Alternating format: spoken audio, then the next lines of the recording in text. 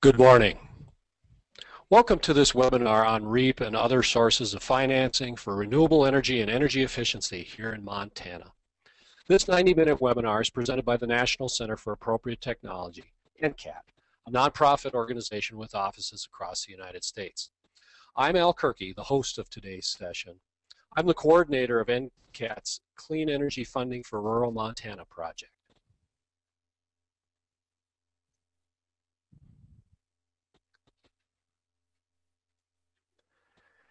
Today's webinar is brought to you by NCAT and other organizations listed here. I'd like to thank them for their support in making this webinar possible, particularly USDA Rural Development, Montana Flour and Grain, and DEQ's Renewable Energy Program.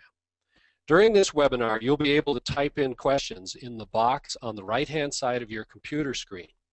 At the end of the webinar, we'll have a question and answer session with our two presenters. And I'm hoping those of you who are tuned in today will provide us with some feedback on this webinar by completing the 6-question survey at the end of it. If you miss anything during this webinar, keep in mind that the entire presentation will be archived at the ATRA website, www.atra.ncat.org, so you'll always be able to watch and listen to the webinar at a future date. The next 90 minutes are heavy on detail, but bear with us. By the end of this webinar, you should know about what clean energy technologies are eligible for REAP funding and what other sources might be brought to bear to covering your project's costs. You'll know the basics of what's needed to apply for a REAP grant and who to talk with about REAP loans and grants. Businesses, farms, and ranches from Baker to Polson and from Jordan to the Bitterroot have successfully applied for REAP grants and loans and have put those dollars to work to cut their energy costs. We hope this webinar will be among the first steps in your being able to do the same.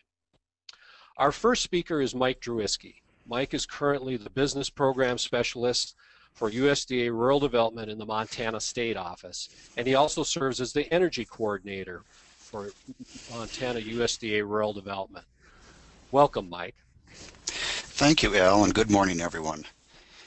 This portion will present an overview of the USDA Rural Development Rural Energy for America program.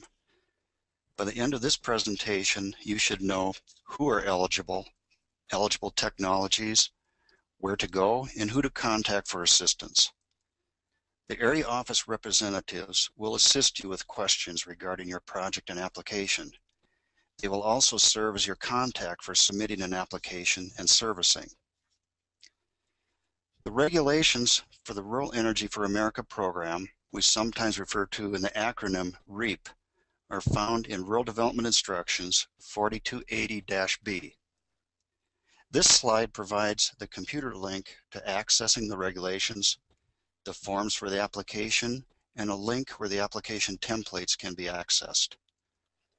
You can use these templates or refer to the regulations and design it yourselves. You can also go online to grants.gov.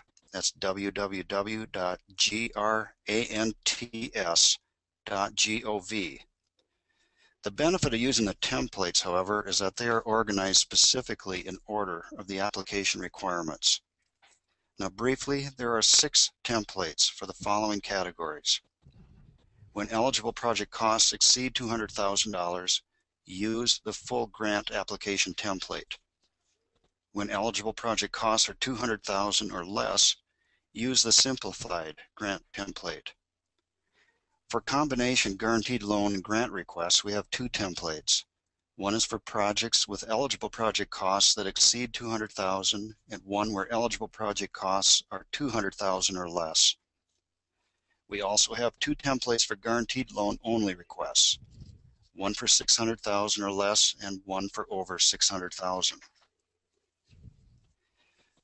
The purpose of the REAP program is to provide financial assistance to agricultural producers and rural small businesses for the purpose of purchasing and installing renewable energy systems or making energy efficiency improvements. The assistance is provided by the reimbursement of eligible project costs through a grant or through financing assistance with a guaranteed loan or a combination of both. The REAP program also offers assistance for energy audits and feasibility studies. Grant assistance may be provided up to 25% of eligible project costs. The term loan guarantee refers to the guarantee that rural development gives to a lender on a loan where they provide financial assistance to an agricultural producer or rural small business. The maximum REAP guaranteed loan assistance is 75% of eligible project costs. When the project involves a combination grant and guaranteed loan, the combination of assistance may not exceed 75%. The owner is responsible to fund the balance of the project, and this can be done in the form of cash or other loans. Other federal grant assistance cannot be used to meet this match requirement. However, third-party equity contributions are acceptable for renewable energy system projects, including those that are eligible for federal production tax credits. Now, funding for the REAP program is announced each federal fiscal year in the Notice of Funding Availability, and we use the acronym NOFA.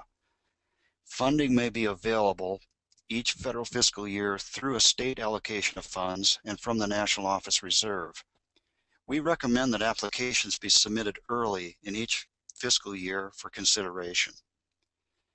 Rural development may also assist with funding feasibility studies or energy audits. A feasibility study is required for renewable energy system projects when eligible project costs exceed $200,000. If a feasibility study grant is awarded, the applicant cannot make an application in the same federal fiscal year for assistance for a renewable energy system. This grant assistance may not exceed 25% of eligible project costs. Rural development also has an energy audit program. Rural electric utilities, a public power entity, a unit of state, tribal, or local government, or a land grant college or university or other institutions of higher learning can apply for these funds, provided the audit program serves rural small businesses or ag producers. Now, the balance of my presentation will focus on the REAP assistance and technologies that are eligible for agriculture producers and rural small businesses. A renewable energy system is defined as a system that either produces and delivers usable energy from renewable energy systems. This now includes flexible fuel pumps. To be eligible for REAP grant and guaranteed loan assistance, the technology must be one of the renewable energy systems listed here. Bioenergy is defined as a renewable energy system that produces fuel, thermal energy, or electric power from a biomass source. The definition in the instruction is quite lengthy, but it basically includes two categories. The first category is materials, pre-commercial thinnings, or invasive species from the national forest system, land, and public lands. The second category includes any organic matter that is available on a renewable or recurring basis from a non-federal land or land belonging to an Indian or Indian tribe. Examples include renewable plants, feed grains, crop residue, wood waste, animal byproducts, of that is fats, oils, and greases, food waste, yard waste, and cardboard. Now, an anaerobic digester is a system that uses animal waste and other organic substrates to produce biomethane that is used to produce thermal or electric energy or converted to a compressed gaseous or liquid state. Geothermal can either be identified as electric generation or direct use. The electric generation is a system that uses high pressure steam for electric power production. And a direct use system uses thermal energy directly from a geothermal source. This typically involves an underground coil or pipe system. Hydrogen is a renewable energy system that produces hydrogen, or a renewable energy system that uses mechanical or electrical power or thermal energy from a renewable source, using hydrogen as an energy transport medium. Hydropower systems are limited to projects for which the rated power of the system is 30 megawatts or less. Now, solar systems is rated as either a large or small system. The systems are rated on the power that the system generates or the size of the collector area. The definition of a small solar system are those for which the rated storage volume of the system is 240 gallons or smaller, or that have a collector area of 1,000 square feet or less. Wind technologies are similar to solar. There's either large or small systems. A small wind system is one which the wind turbine has a rated power of 100 kilowatts or smaller, and the generator hub height of 120 feet or less. A small wind system is either standalone or connected to a local electrical system at less than 600 volts. The last system identified is a flex fuel pump. Now this is a retail pump that combines and dispenses or just dispenses a blended liquid transportation fuel. If a flexible fuel pump dispenses more than one blend of liquid transportation fuel, at least one of the blends must meet the definition of blended liquid transportation fuel. Energy efficiency improvements are defined as improvements to a facility, building, or process that reduces energy consumption or reduce energy consumed per square foot. To clarify, energy efficiency improvements are measures that are being done to an existing facility, building, or process. As part of the application process, you will need to demonstrate a savings in energy costs. For each application, whether it is a renewable energy technology or energy efficiency improvement, the technology must be addressed in specific detail. You will need to provide that technical detail in one of 4 application appendices, as an example of which we'll see later in this webinar. Now, for aid in the technical review and to maximize the priority score, the technical report section of the application should address each criterion in the same outline form as found in the appropriate appendix. I want to emphasize this point since this portion of the application will be reviewed by the rural development engineer in order to qualify the project for the REAP program as an eligible technology, and also a portion of an assigned priority score will be based on the information provided in the technical review. The total priority score will become more important as when funds are limited and your application is competing for funding with other applications. Energy efficiency improvements are limited to only improvements that are identified in an energy assessment or energy audit, and be similar in capacity.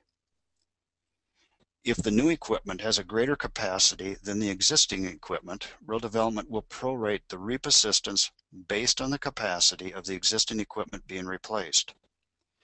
Now you might ask, how do you know when you will need either an energy audit or an energy assessment? This depends on the project costs. When the total eligible project costs exceed $50,000, an energy audit is required.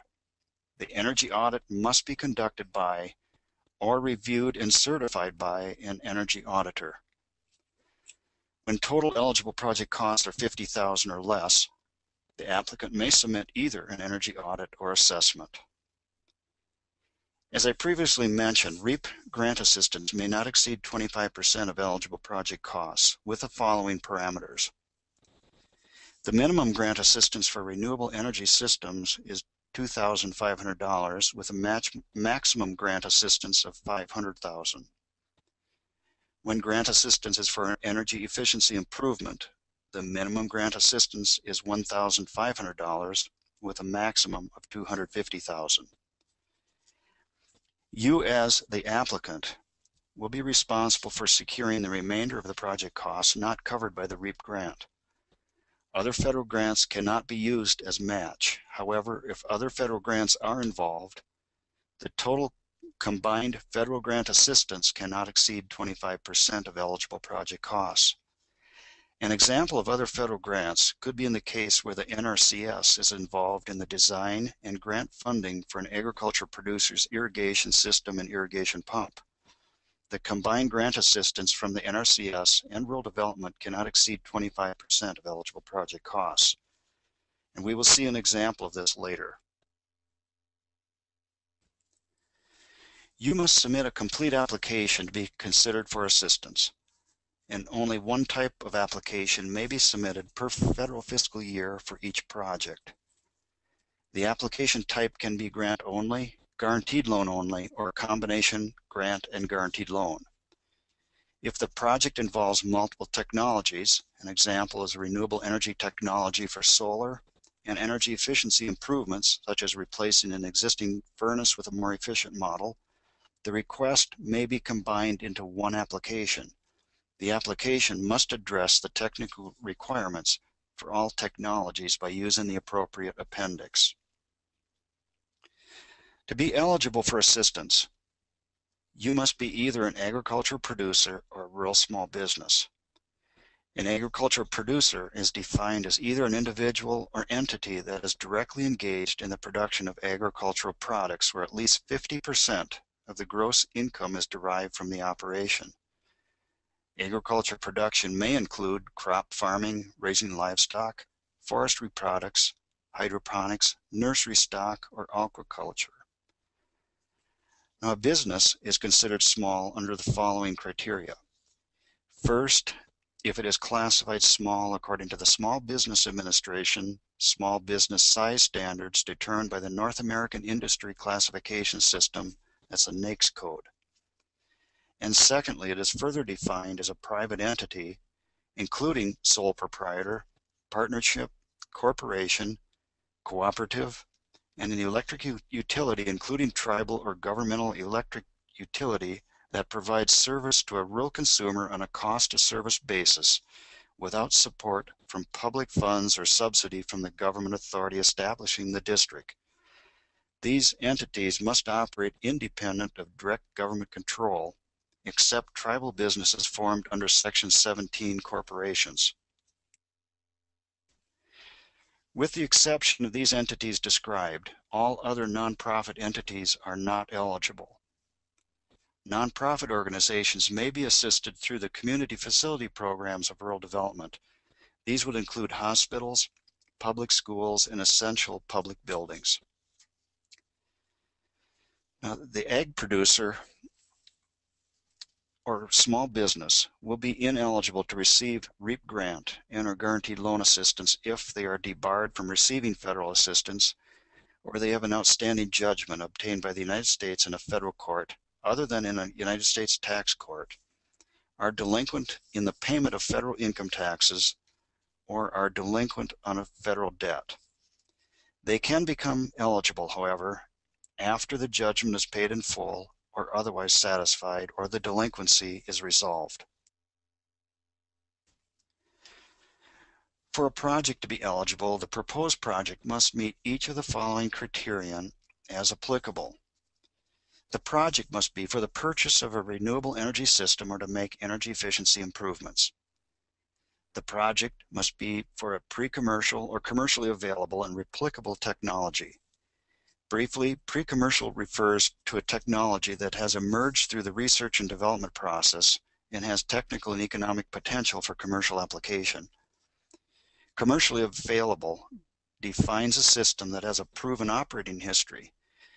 The system equipment and spare parts are readily available, and service is readily available to properly maintain and operate the system, and a warranty exists for parts, labor, and performance. The project must have technical merit based on the information provided in the technical report.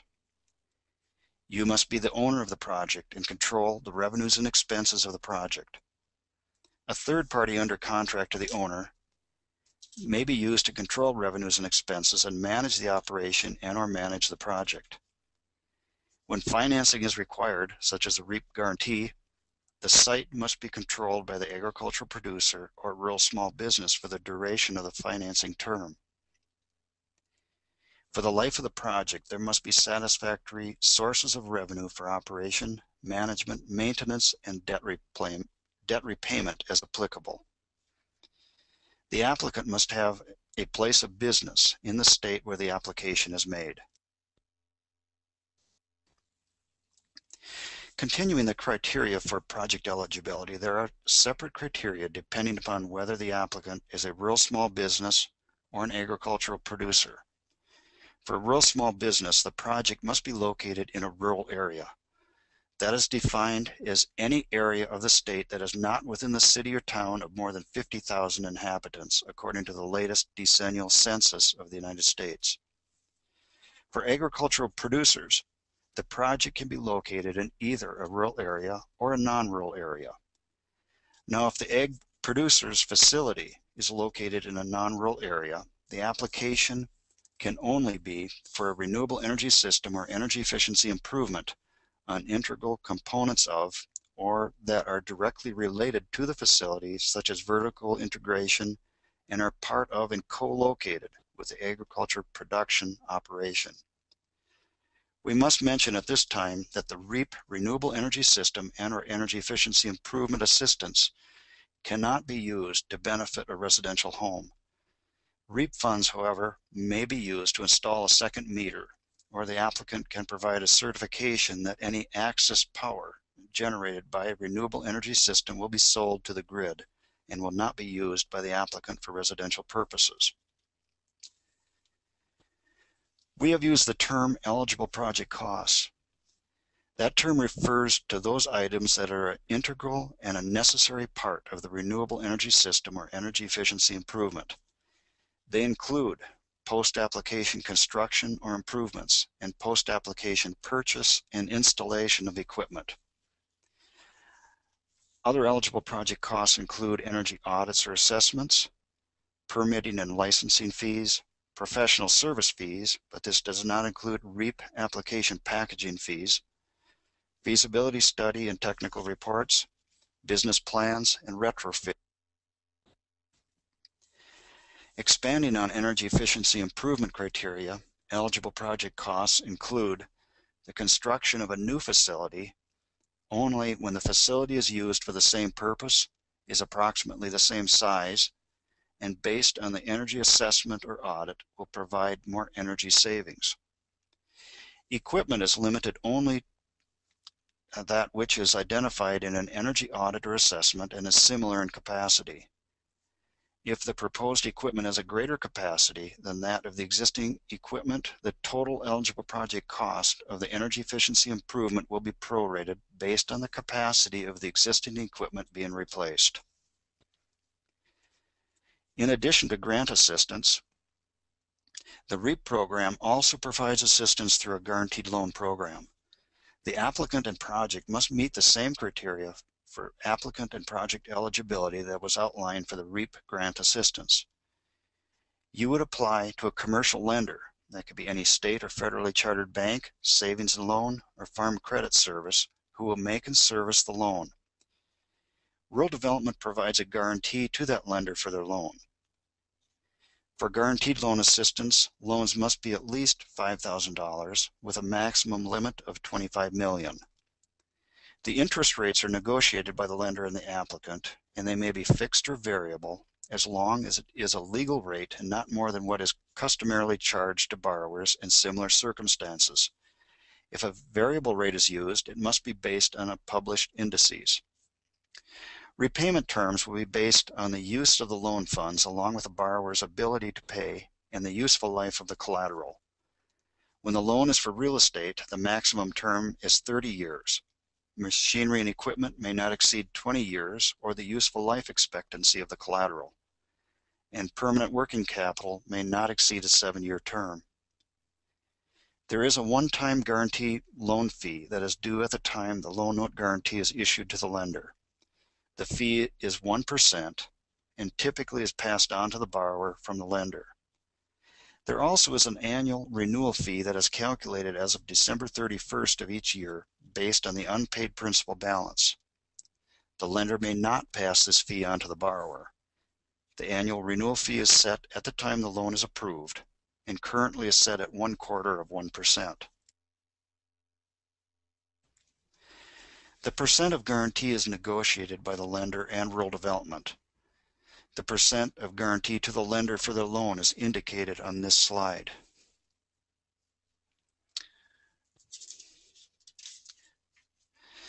The next 4 slides are examples of how a REAP project may be financed. In the first example, the total eligible project costs are $100,000. Say that you apply for only a REAP guarantee. The maximum guarantee loan assistance is $75,000, which is 75% of eligible project costs. You will be responsible to fund the difference, which is indicated by owner contribution. After the project is completed, you may also qualify for credits through your utility company, and in this case, that is indicated by Northwest Energy, and the applicant may also qualify for federal or state tax credits. In example 2, you apply for a combination REAP guaranteed loan and grant. This combination of REAP assistance may not exceed 75% of eligible project costs.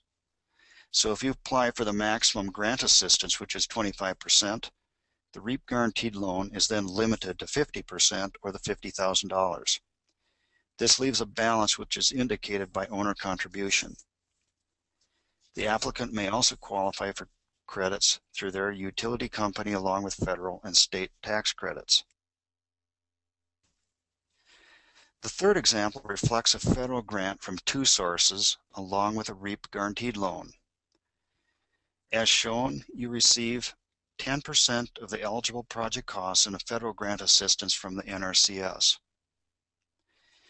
Since the federal grant assistance is limited to 25%, you may receive the difference or a 15% grant from the REAP program. You also receive assistance to finance a portion of this project with a REAP guaranteed loan. The combined REAP guarantee and federal grant assistance cannot exceed 75% of total eligible project costs, so the guaranteed loan is then limited to a maximum 50%. The applicant is responsible to fund the remaining portion and may also qualify for tax credits and incentives. Rural development has other programs that may be combined to assist in financing projects. In addition to the REAP guaranteed loan and grant program, rural development also has the business and industry guaranteed loan program and the intermediary relending loan program that may provide additional resources for financial assistance to fund projects. Rural development within Montana is structured to have area offices strategically located for access by agricultural producers and rural small businesses. This color-coded map identifies the location of the area office and their service areas. Each area office is responsible for receipt of applications along with application processing and servicing. My last slide identifies the area office locations along with the personnel and contacts in each office. This concludes my portion of this presentation. I will now turn this over to Al. Thanks, Mike. I just want to remind you that if you have any questions of Mike, please type them in the lower right-hand side of your screen. We'll get to at least some of those questions at the end of this webinar. Our next presenter is going to take us through the simplified grant application form so you can see what work is entailed and what makes for a successful application. Leif Elgathun is Senior Vice President of Development for Site-Based Energy, a regional clean energy services company. His experience includes working on numerous renewable energy and energy efficiency projects in many roles, including grant writing, engineering, development, and construction. Leif is a consultant to Harvesting Clean Energy, one of the partners in this webinar. Leif, I'd like to turn it over to you. Thanks, Al. And good morning, everybody. I want to start off by thanking Michael as well for doing a great job outlining the general program requirements for REAP, as well as the eligibility requirements for projects and applicants. Now we're going to look at what it actually takes to submit a complete and hopefully winning quality application. As I go through the application, I'm going to note all of the components needed for the simplified application, but I'm also going to be giving some real-world insights for a higher scoring application that will increase your chances for funding. My firm currently has had 100% of the applications that we have provided assistance on receive funding, and we consistently help our clients squeeze every last point out of their application. So here we go. On the next slide, you'll see the first page of a template developed by the USDA for the simplified REAP application, which is for projects with total eligible project costs under $200,000. The Simplified Grant Application Template is a standard template created by the USDA to reduce the effort and paperwork required for smaller projects. The template outlines all of the necessary components for a complete application and includes all of the required forms. It also is divided into sections that assist the USDA in their evaluation of your application. It is very important to follow their format and to not get creative with your application. You can beef up particular sections, and we recommend doing so in a couple in particular, but do not switch the order, as it will cause the folks at USDA to take a longer time looking for the pieces of your application that need to review, and they'll be able to spend less time reviewing the important parts that will help you score higher. On the next slide, we'll begin looking at the title page for this application. The title page is simple enough. It should be noted that all the information for this application relates to the applicant themselves, however, not the installer, not the vendor, not the technical assistance provider for packaging your grant, if you decide to go down that route. In addition, it is essential to have your project scope as complete as possible to reduce the number of times you have to go back through the entire application to revise the numbers and other inputs. A good example is the grant request box on this page. If your price goes up or down, you could need your eraser quite often to update that grant request. The important thing to note on this title page after you've filled in the applicant name and their information is that you do need to check the box of whether or not you are applying for a renewable energy system or an energy efficiency improvement project. And of course, you need to put the date that you submitted to the Rural Development Office for the USDA. On the next slide, we'll see the table of contents that outlines all of the required documentation as well as the format the USDA prefers to see the application submitted in. This table of contents covers all of the necessary components for a simplified grant application. As I said earlier, it is very important that you put it in the same format that is listed on this table of contents to ensure easy review of your application. The first page will be the title page, which was the previous slide. The next will be table of contents, which is this slide. The following ones are where you really get into the meat of your application and vary in importance and in effort that is required to complete them.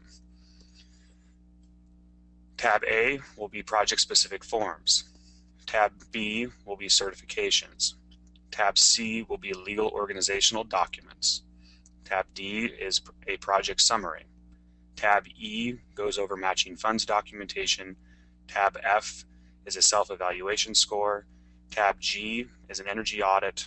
And Tab H is for the technical report. On the next slide, we're going to look at the project-specific forms that are required of every single project.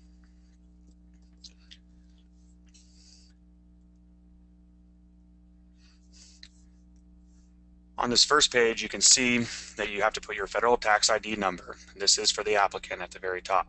You also will need a DUNS number. This is a simple number to get that you can either call the 1-800 number listed on this slide, or you can go to the website listed on this slide.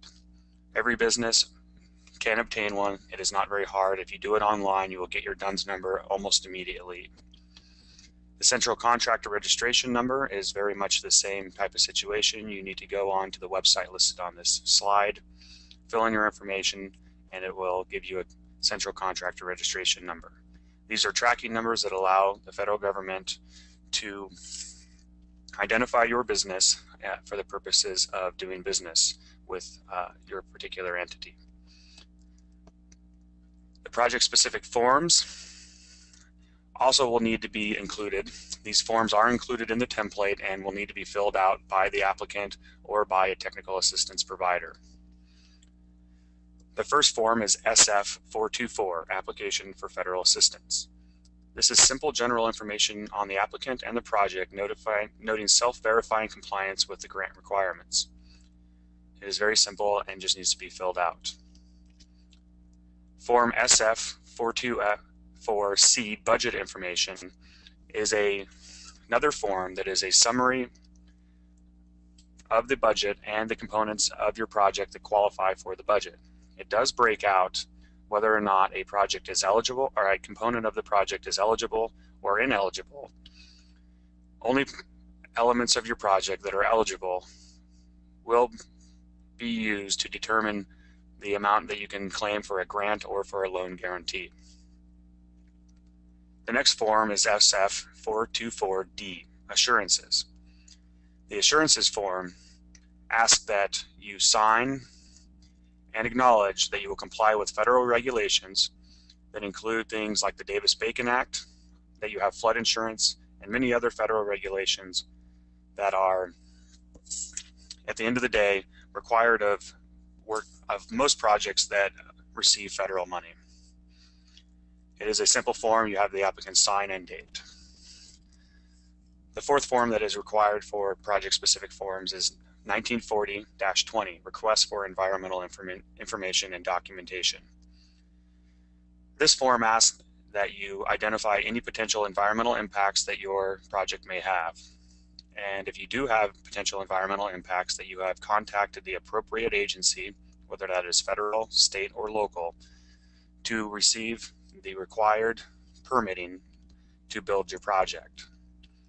If you are building on a building, or you're doing something on a brownfield that has been developed previously, the chances that you will need to complete additional environmental work are very minimal. However, if you are going to be turning over new dirt to do your project, you will want to check with the appropriate agencies in Montana. The Department of Environmental Quality is a great partner in this aspect and are more than willing to talk with you about things that may be needed. On the next slide, we're going to look at the title page for required certifications. Tab B. Now, Tab B covers many certifications that are required to be signed by the applicant. They are included in the template, and they are very simple. The applicant needs to review them and then sign them. I tell my clients that if they're following federal rules for their business, aren't breaking the law, haven't defrauded the federal government, and don't owe them money, these will be easy to sign. I'll go over each of them quickly, but remember they are something that you need the client to read, understand, and sign, and shouldn't cause too much heartburn. The first form is AD 1049, Certification Regarding Drug-Free Workplace Requirements. This is simple enough. You need to certify that you do operate a drug-free workplace. Form AD 1048, Certification Regarding Debarment, Suspension, Ineligibility, and Voluntary Exclusion, Lower-Tiered Covered Transactions. This is a certification that requires you to certify that any subcontractors that are used on this project are not debarred or suspended from working on federal projects or are working with the federal government. Exhibit A1 of 1940-Q is certification for contracts, grants, and loans if the grant exceeds $100,000. For the simplified application, you will not need this. Your grant will not exceed $100,000. It will have a maximum of $50,000. Form SF-LLL, Disclosure of Lobbying Activities. Now, this must be completed if the applicant or borrower has made or agreed to make payment using funds other than federally appropriated funds to influence or attempt to influence a decision in connection with the application. What this means is that if the applicant has conducted any lobbying activities, they need to disclose that. It does not bar you from getting the federal grant or being eligible for REAP. They just want you to acknowledge that and disclose it for the purposes of transparency. Certification AD 1047, Certification Regarding Debarment, Suspension, and Other Responsibility Matters, Primary Covered Transactions. This is exactly the same as Form AD 1048, which I covered earlier, which dealt with subcontractors not being debarred or suspended or otherwise ineligible to do federal work, but it applies to the primary contractor who will be completing the work, as well as the applicant. Form 400-1, Equal Opportunity Agreement. This comes into a form that everybody should sign if they're doing business because it is a federal law. Form 400-4, Assurance Agreement. This is very similar to the assurance agreement on the previous page, which requires you to acknowledge that you are going to follow a series of federal regulations. And Guide 6, Certification Regarding Qualification for Simplified Grant Applications. We're actually going to go over Guide 6 on the next slide.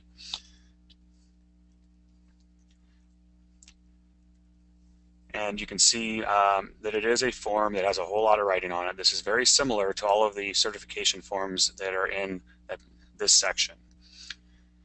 You'll note that this particular one is a self-certification that the applicant and the project do in fact qualify for the REAP program. Many of the items that Michael covered in his presentation on the general requirements of the grant are included in this form, and at the end of the day, the applicant needs to read the form and sign it saying they do qualify and their project does qualify for the REAP program. Just like doing your taxes, the USDA requires you to verify your qualification, not the other way around. I'll touch on a couple of these that show you, give a good example of the scope of this particular certification. 1, the applicant is eligible in accordance with 4280.112. That is referring to the federal code that outlines the applicant eligibility requirements for the REAP program. Therefore, if you are eligible and you do meet all of those requirements that Michael explained earlier, you can certify that you do in fact follow that particular measure. As you go down through this, the only thing that you really need to do on this is sign and date the form when you submit your application. On the next slide, we're going to look at the title page for Tab C, Legal Organizational Documents. Tab C needs to include verification that you are a legally organized business or agricultural producer. Examples of the appropriate documentation to verify this information would be articles of incorporation, a tax return showing that you are a sole proprietor, any other legal organizational documents for corporations, LLPs, or any other specific type of organization that is going to submitting the application. It is very important to note that these are the legal organizational documents for the applicant for the grant, and that they also, as Michael mentioned, need to be the owner of the project and also the owner of the site at the end of the day. We've had plenty of people that, for one reason or another, are tenants of a building, do not own the building, and therefore they do not qualify to do work on that building. They are leasing land to farm, and therefore they do not qualify because they do not have control of the site. It is important to note that these legal organizational documents need to be for the applicant, who will be the owner of the property and owner of the project. On the next slide, we're going to look at the title page for Tab D, Project Summary. Tab D covers the project summary as well as a few documentation points. Before I go through the project summary in detail, I do want to cover the supplementary information noted at the bottom of this title page. The first is IRS Forms D1. You do have to submit your last tax returns. The government sometimes requires duplications of efforts, and this is a particular instance of that. The federal government does have your tax returns. However, it is the IRS that has them and not the USDA. The USDA wants them for the purposes of this grant, so you have to resubmit them. They don't want to have to go look for them themselves. NAICS code information if you're applying as a small business. This is where you identify what NAICS code your small business actually falls underneath, and that you do in fact meet the requirements of that code to be considered a small business by the SBA. The two ways that they look at that are by the number of employees you employ or the total amount of revenue that you have for the previous year.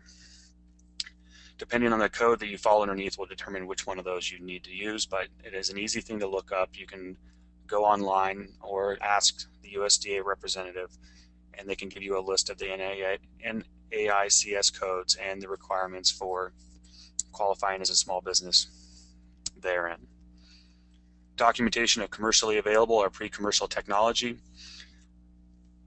This particular form is something that you need to use to document that the technology you will be using in your project, whether it's solar panels or a furnace, are commercially available or pre-commercial technology.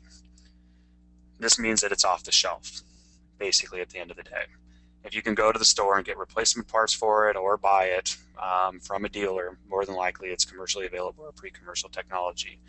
This is meant to exclude any technologies that are still in the research and development phase.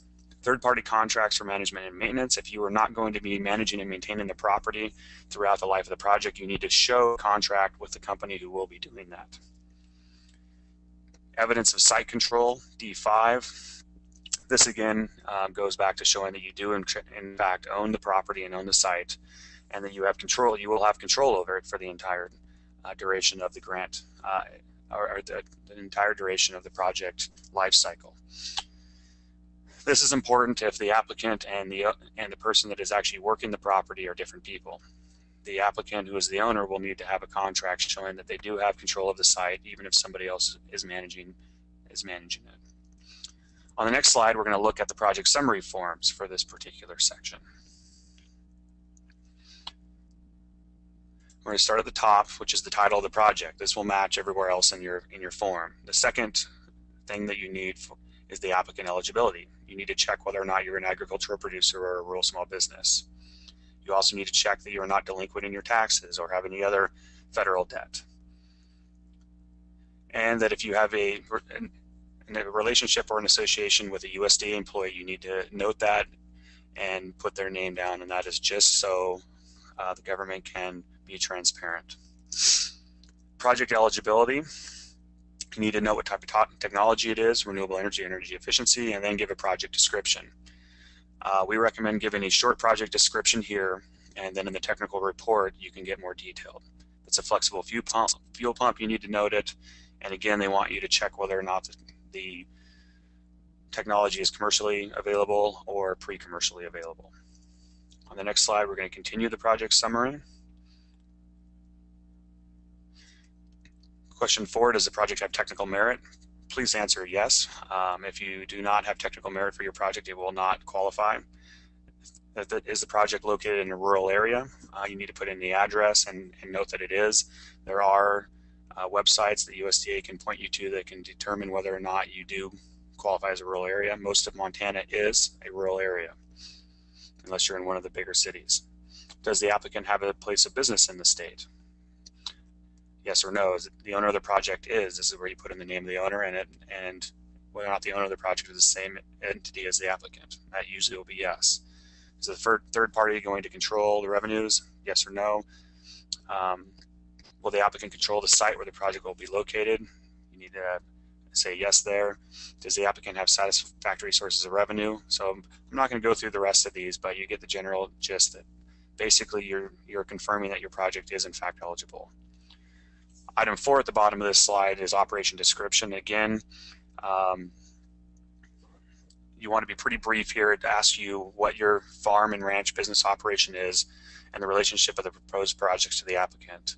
If you are growing a field irrigated crop, you would put that in this particular section, for instance, and how what you're going to do relates to that existing purpose. You also need to provide a brief description of the ownership of the applicant, as well as any other ownership names and corporate parents, affiliates, and subsidiaries. On the next slide, we're going to continue the project summary with financial information for gross income or size determination. It asks you to, again, check that you have submitted your IRS forms. Then it asks for rural small businesses. You need to note the number of employees you have, as well as note which IRS form you do, in fact, submit for your taxes. Section 6, capacity of energy efficiency improvements. If you're doing an energy efficiency improvement, you need to put in what exactly your existing capacity is, so the number of BTUs you already currently use on your operation, or the number of kilowatt hours you use, and then the proposed capacity of the new venture you're doing. This basically is a way for them to, is the calculations you need to do if you're going to be building a larger system, and you need to prorate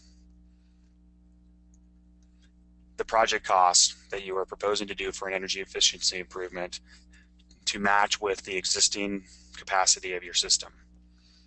Michael went over this. On the next slide, you will see an example that gives you a real-world application of how this would work if you are increasing the size while improving the energy efficiency of a particular process. At the end of the day, you need to sign and date this, stating that it is all true to the best of your knowledge. On the next slide, we're going to look at the title page for tab E, Matching Funds Documentation.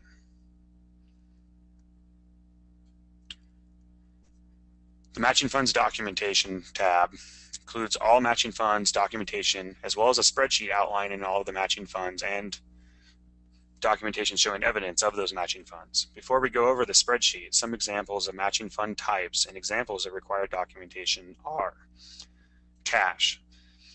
Usually this is going to be in a bank, and they will require a bank statement to show that you do have the amount you're claiming in your bank account. If you're getting a loan, you will need to show not a pre-approval letter, you're going to need to show an approval letter.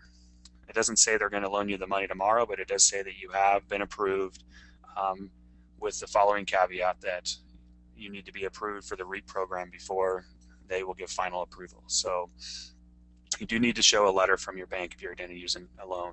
If you're using utility incentive to show any matching funds, you do need to have a letter or an approval from the utility outlining exactly how much they're going to be giving you, as well as noting that it is for the project that you are applying for the REAP grant in.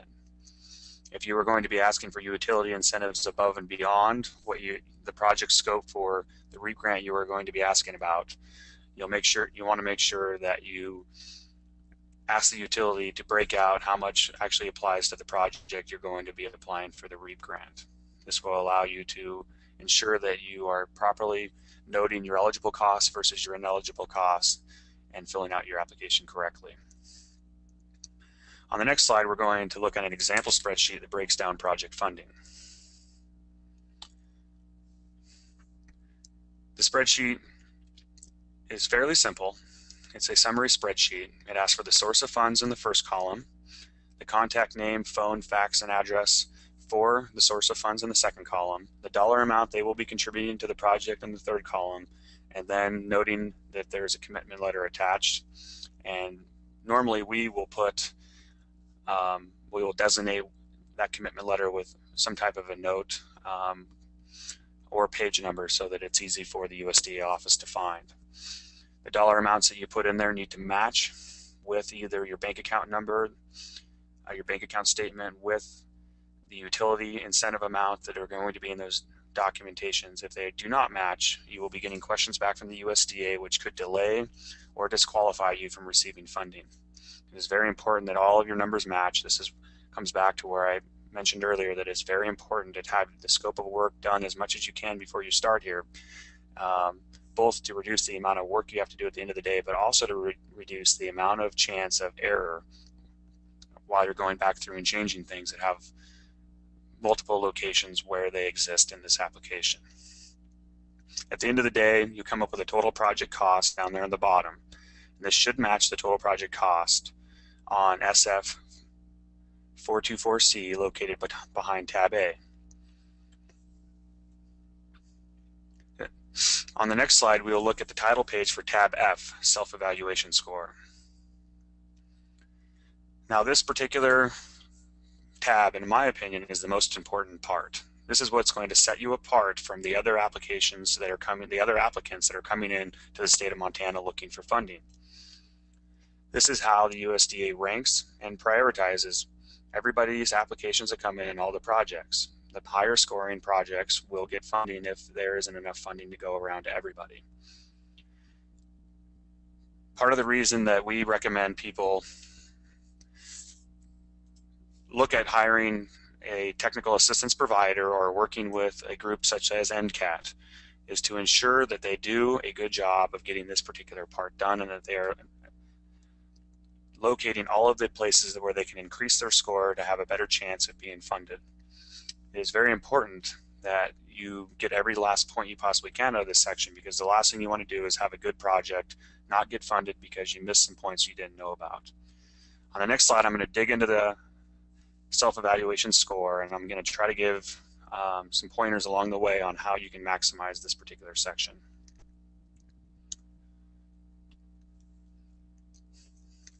The first category in the Evaluation Score is the quantity of energy replaced, produced, or saved. Now it's important to note here that there are 4 categories that you need to pick one of. The first category is energy replacement. This means that you are going to be creating a renewable energy system that replaces energy used on site where the project is going to be built. This means you're going to be net metering with the utility or directly supplying energy to your particular operation.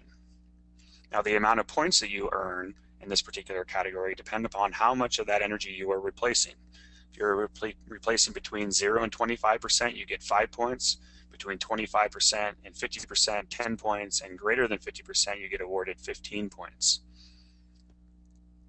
Now this is very important to note that you can get a maximum of 15 points in this category. That is the maximum you can get for this particular section, this particular category of quantity of energy replaced, produced, or saved. If you can replace energy in your operation instead of just producing energy, in general it is better to do so. The next category in section 1 is energy savings. This is energy efficiency. This means that you're doing measures that reduce the total amount of energy you use.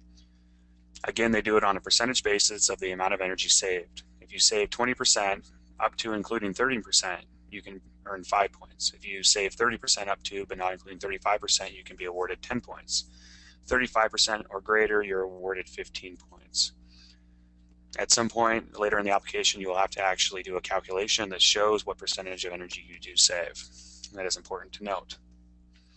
You can also get an additional 5 points in this section if you have an eligible project cost of $50,000 or less and you opt to obtain a professional energy audit. The third category is energy generation. This means you are producing renewable energy generation for sale. Now, normally that's going to be to your utility partner. If you are doing energy generation, you are awarded 10 points. It is the only option. You cannot get 15 points, so you do put yourself at a disadvantage if you opt to do pure renewable energy generation. The fourth category is flexible fuel pumps. Flexible fuel pumps, it depends on the overall percentage of proposed flexible fuel pumps to the applicant's total retail pump inventory at the facility. If you're going to be doing 5% or below, you get 5 points. 5% to 10, you get 10 points. 10% or greater, you get awarded 15 points. We haven't seen a whole lot of flexible fuel pumps in Montana or the Northwest in general. Primarily, these have been being put in the Midwest near the ethanol production locations. I do expect that to change, so if it is something you are looking at, this would be the category you fall in. The next section is environmental benefits.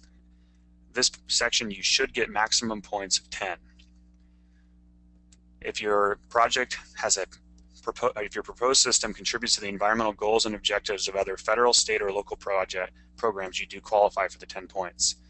If you need help showing this, you can contact the Montana Department of Environmental Quality, and they have identified the reduction of energy and renewable energy both as environmental goals and objectives of the State Department of Environmental Quality. They will write you a letter that you can use for documentation to show that you do in fact earn these points. The next section is commercial availability. You can get 6 points if you're using a commercially available and replicable system. Almost everything that we've ever done earns that 6 points. If you're going to get a system that has a 5-year warranty, you can get up to 10 points. This is one location where you can push on your installer or your vendors to provide a 5-year warranty so that you can get the maximum 10 points. It is an easy points to earn. You just need a warranty on the system you put in that is at least 5 years. This is generally not a problem, and you can usually get the vendors or the installers to show that warranty. To get this, you will want to show documentation that shows that warranty in writing, however. The next section, technical merit, is something that is completed by the agency, and if the technical merit is beyond the local agency's experience level, they will send it on to the National Renewable Energy Laboratory. The maximum score is 35 points. It is a big deal. As long as you are doing something that is technically correct, will work using commercially available technology, you can get the 35 points as a maximum. It is rare that that number goes down, and it usually means that you weren't very complete in your technical report. Again, this is an area where having a technical assistance provider work with you to prepare the technical report can maximize the number of points you get in this section. Category 5 is readiness. This goes over whether or not you have the matching funds necessary to build your project. It comes down to whether or not your project is shovel ready in their minds. If you have all the funds to build your project, it makes it a whole lot more likely that you're going to build the project if you were awarded the grant than if you have not lined up the matching funds. You can earn 6 points or 5 points if you have 50% up to, not including 75% of the matching funds. If you have 75% up to, but not including 100% of the matching funds, you're awarded 10 points. And you earn the maximum 15 points for 100% of the matching funds. When we prepare and assist people with their grant writings, with their grant applications, we have yet to have anybody that did not have 100% of their matching funds when we submitted the application.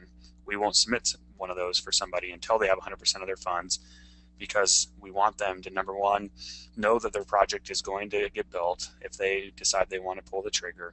But number two, we want to make sure they get the maximum points here. You do not want to leave points on the table because you haven't had a chance to figure out how you're actually going to build your project and pay for it. On the next slide, we're going to continue the self-evaluation scoring. And the next category being small agricultural producer, very small rural business. This one is a point that you either get or you do not. You cannot change how much money your operation made the last year and what your revenues were. This point gives you an additional 5 points or an additional 10 points depending on how small your business operation is. The next category is simplified application. We are going through the simplified application, and if you do a simplified application, that means your total eligible project costs are $200,000 or less. You get an extra 5 points. This helps to differentiate between the smaller projects and the larger projects, and shows the USDA is committed to smaller projects. Previous grantees and borrowers, if you haven't asked for a federal grant and a federal REAP grant in the last 2 years, you get 5 points. That one again is one you either get or you don't. There's nothing you can do to change it. Simplified payback, section 9. This goes over the payback that you can expect to see by installing the renewable energy system or the energy efficiency system on your operation. I'm not going to get into this, but there are example calculations below that explain how you calculate simplified payback. At the end of the day,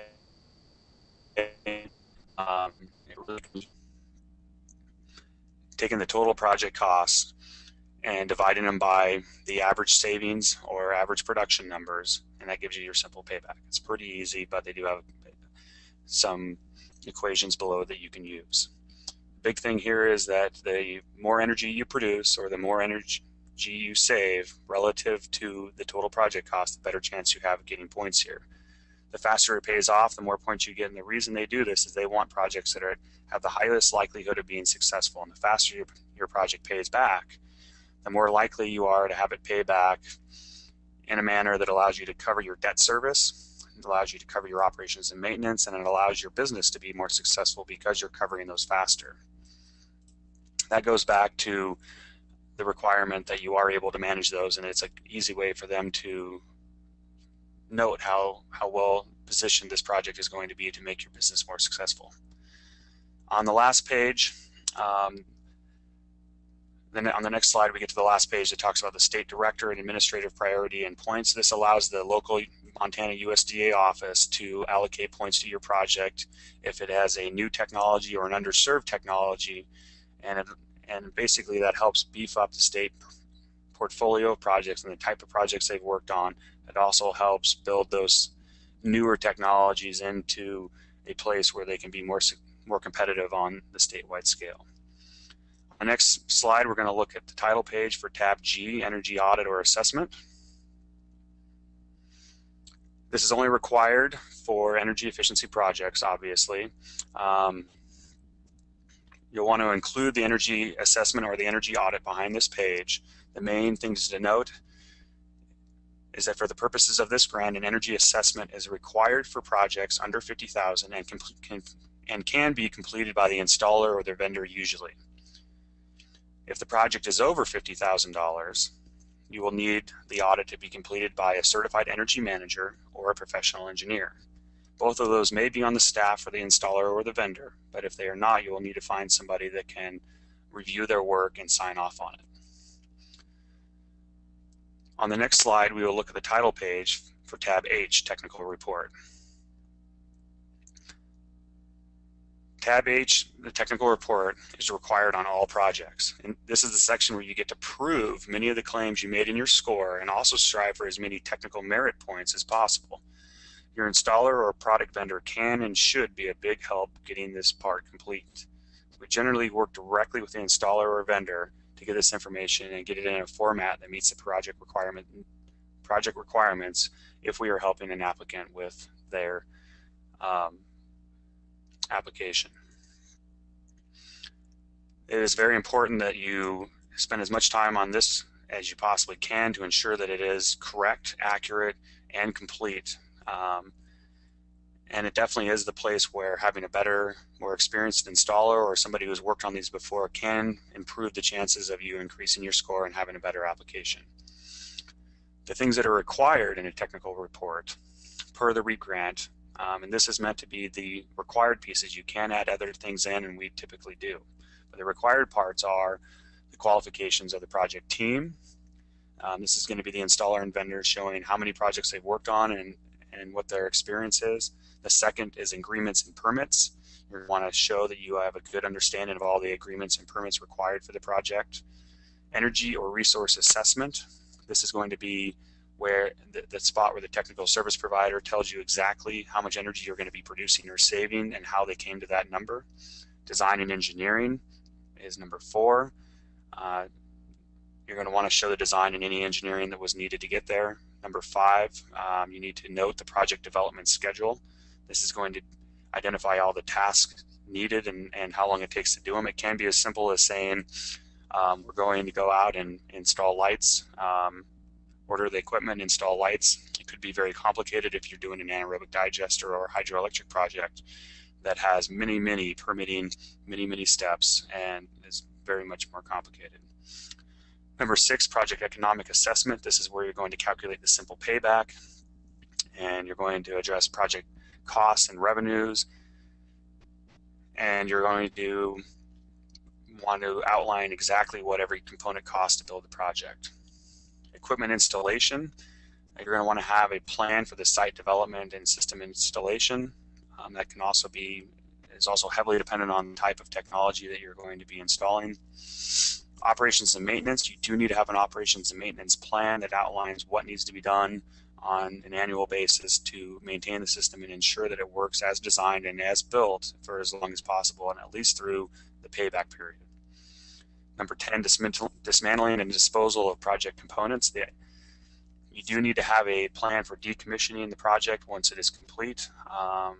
I would recommend that it includes recycling as many components as possible or reusing them in other applications, but you do need to outline what that particular component is. One thing that is very important to note on the technical report is at the end of the day, it can make or break your project and whether or not it is considered a complete application and whether or not it is scored very highly. I would recommend that you lean heavily on your vendor or installer to complete this section, that you do not try to do it yourself if you are the applicant. I would recommend that the vendor and installer take the time to be thorough and complete in this section to ensure that people reviewing the technical merits of the project are in fact armed with all the necessary information they need to give the project the maximum scoring. As I mentioned a few times, the length of the technical report is going to change and vary widely depending upon many things, not the least of which is the type of technology and the amount of effort it's going to take to get there. We have submitted applications that have been on the low end, probably around 40 pages.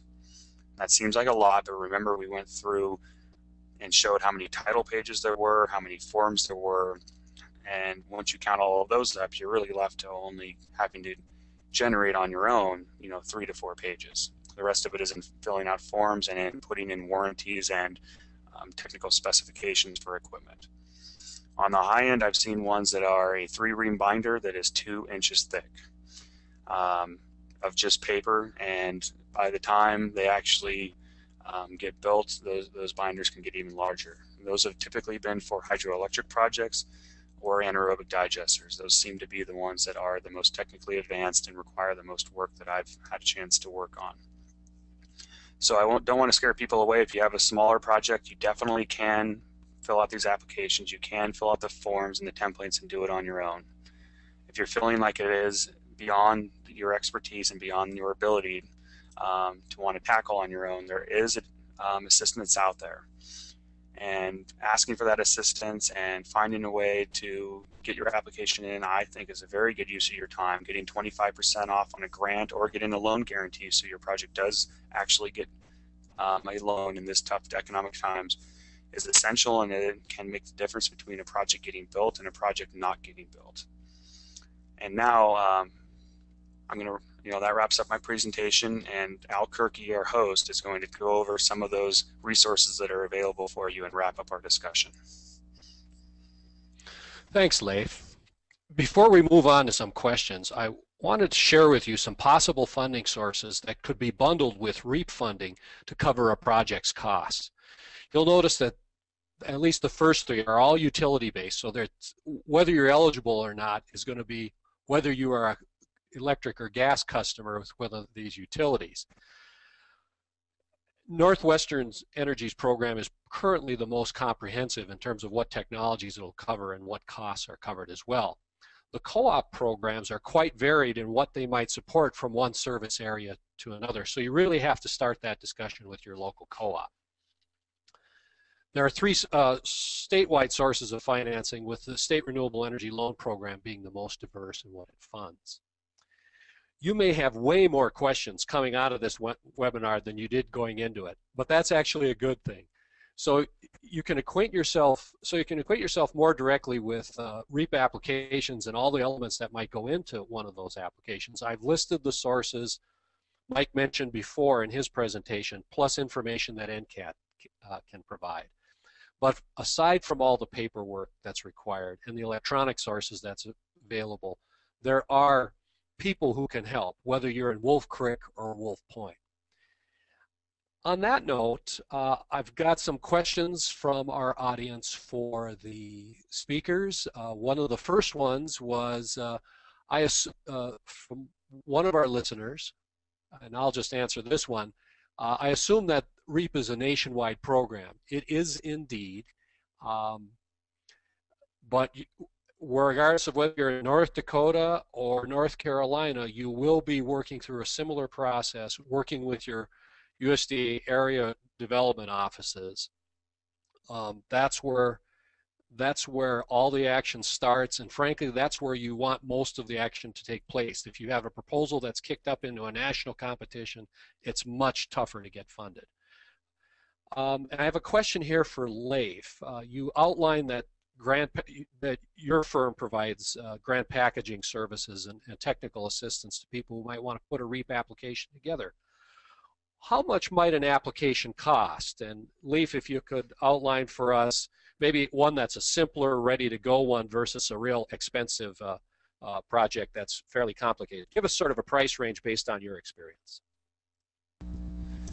Yeah, thanks, Al. That is a good question, and I will say that the amount that different grant packagers does vary, and the quality of work that you do get out of them does vary as well. I'm going to give you the range on the people that I see out there instead of our particular fees, just so people can get an idea of the range. Most grant packagers do a minimum to make sure they cover the costs of handling the initial paperwork and the bare minimum that it costs just to do business. And then they usually charge, though, based on a percentage of the total project cost, and that total project cost will go up with complexity and with size, which helps cover the increased cost and the increased need for extra help on the larger projects. I have seen anywhere from 1% to 3% of the total project eligible costs as the range the grant packagers currently are charging grant technical assistance providers are currently charging in the Northwest. Our particular firm is on the lower end of that range, but I've seen it generally in that range. So if you have a project that is $100,000, the grant packaging would cost somewhere between $1,000 and $3,000. If you have a project that is $10 million, that number goes up significantly. Okay. Question for Mike. If a person submits an application and it's not funded, what happens? What's next? Is there any second chances in this case? Okay, good question, Al. During my presentation, I made reference to the NOFA, and that comes out each fiscal year, federal fiscal year, which runs from October 1st to the end of September. And we've seen the NOFA come out early each calendar year. That's after Congress gives us a budget for each allocation. But the NOFA makes reference, and it's been in each one of them that's come out here, but if a project is not funded, say in this fiscal year, it could carry over to next federal fiscal year for consideration. Now that's provided that the applicant has not changed the project scope. And what they would need to do is provide a written notice to the area office that received the application that they want to be considered for funding. Okay. Thanks. Another question, probably to Leif, but this may be one that we might have to correspond with the questioner a little bit more after it. Can you recommend more sophisticated equations for calculating payback time beyond those that were provided in the webinar? And Leif, I'll dump this one in your lap, well, thanks, Al. That is a great question, and it is an incredibly hard question to answer. The simple payback that is required in the REAP grant is actually a very simple one, and they want it to be simple. They want it to not include all the incentives that could be regionally specific, any other financing mechanisms, any tax credits, anything else that's going on. They want it to be how much money are you spending on the project total divided by how much money you're saving per year. It's meant to be simple so that they can compare apples to apples across the country. When we work with clients, we try to provide them with a more realistic picture of what the financial implications are for a particular project. I don't know of any software beyond financial software you might be able to find that does that specifically, but there are renewable energy estimating and energy efficiency estimating softwares that are out there that actually help you understand the technical side of it, that will typically have a component that looks at the financial side. We use one for renewable energy that's called Energy Periscope for some of our simpler projects, and it does a pretty good job of allowing you to put in all of the financial components of your project and gives you a 15 to 25 year cash flow summary that actually shows you what the project is doing, and that gives you a much more real picture of how much your project's going to cost and what the payback really is and what it looks like, from a year-to-year standpoint. Thanks.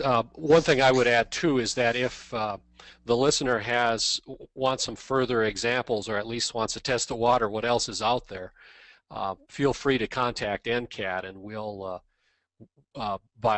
leave us an email address, and we can get back to you with what some of our energy engineers might be able to offer to that question. Another question, I guess for everybody, I know Mike hinted at it, but like your best counsel on this, when should I start looking at actually applying for funding? If I understand, the deadline is usually in the May of any year, for example, May 2012, but when would you suggest people start getting it together? Okay, thanks, Al. We encourage applications year-round, but it's better to get them in early, and it depends on the project, because some are simple projects, some are complex and take a lot longer to develop. And like I mentioned, the federal fiscal year begins October 1st, and we've typically seen the NOFA come out early in the calendar year, so at sometime after January.